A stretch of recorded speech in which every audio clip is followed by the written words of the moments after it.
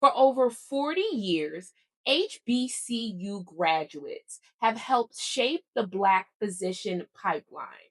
But over the years, trends have shifted.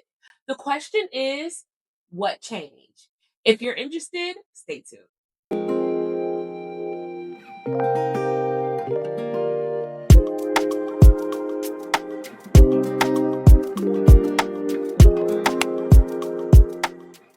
Hey, mentee, it's Dr. Norte, your favorite medical mentor, and happy Black History Month. As always, don't forget to like, share, and subscribe. And join the MKN family today by subscribing to our free newsletter. The link is down below. Alrighty, let's jump straight in. For generations, historically Black colleges and universities like Howard, Morehouse, Tuskegee, Hampton, and Spelman have been the pillar of educating some of the brightest physicians, scientists, and educators. At their inception, they were not just schools, they were a safe haven for culture, honor, and legacy at a time of exclusion. They were a strong pipeline for Black students into higher education programs like medical school. Today, there are over 100 HBCUs, and there are four HBCU medical schools: Morehouse School of Medicine, Howard University College of Medicine, Meharry Medical College, and Charles R. Drew University of Medicine and Science. And there are also two new HBCU medical schools on the horizon at Morgan State University and Xavier University of Louisiana.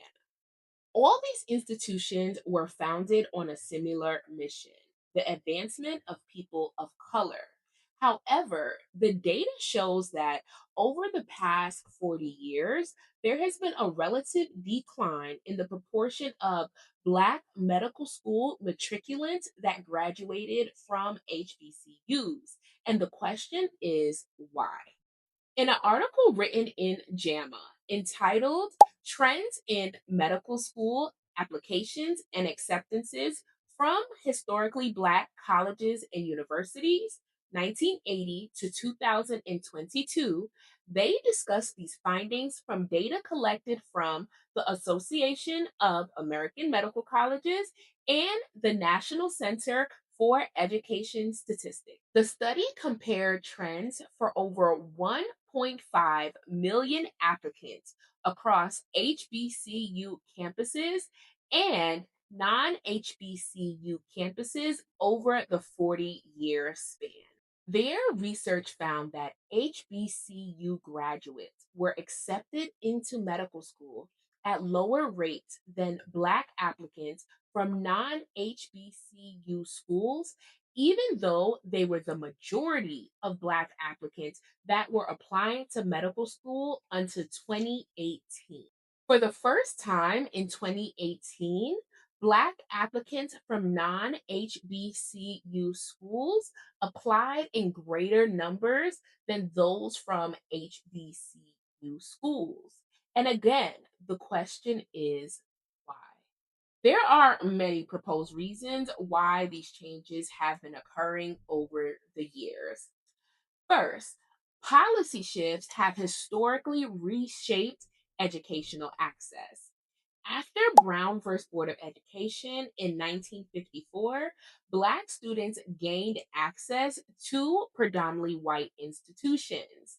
As options expanded, applicant distribution diversified, meaning that HBCUs no longer represented the overwhelming majority of Black medical school applicants. Second, some research has raised questions about institutional perceptions and bias that may affect the medical school application process, such as their perceptions about academic rigor, which would influence how they evaluate students and make decisions during the medical school application process.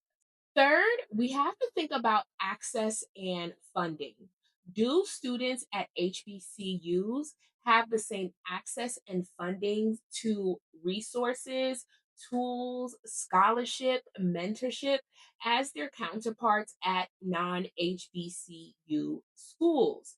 Because this would definitely impact their application and success with matriculating into medical school.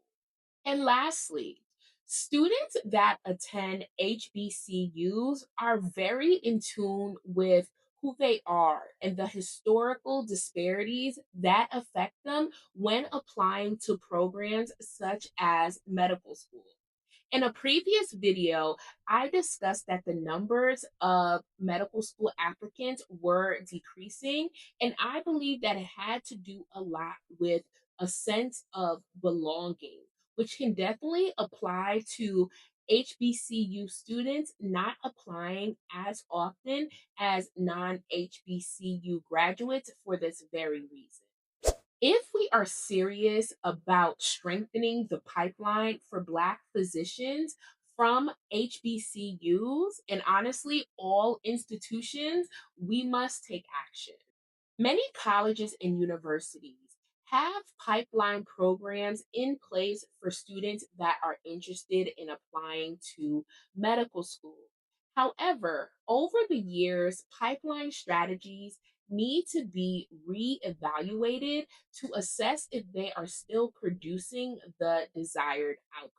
When we take the time to analyze these strategies, we can identify blind spots that may unintentionally weaken access and equity goals. That is exactly what I do through MKN Mentoring. I partner with institutions to assess and refine their pre medical support systems so that outcomes truly match their mission, while also empowering your students to not only chase but achieve their goals of becoming a physician. If you're an educator, an advisor, or institutional leader, I would love to connect with you to help bridge the gap for your students that are pursuing a career in medicine. If you're a student, especially at an HBCU, I need you to understand this is not about your ability. This is about systems that don't always work perfectly. I am here for you to support you through your journey as you are pursuing medicine. So, I would love for you to be a part of the MKN family by joining our free newsletter. You can find the link down below. You'll find so many useful tools and resources in that newsletter, such as upcoming conferences, scholarships, and upcoming events that you will definitely want to attend to help with your networking and being around others that are just like you and have the same goals as you. Over the years, trends may have shifted in a downward trend. However, it's not too late for it to shift in the opposite direction. And as a community, I know that we can make that. If you haven't already done so, go ahead and like, share, and subscribe. And I look forward to having you on the next one. Alrighty.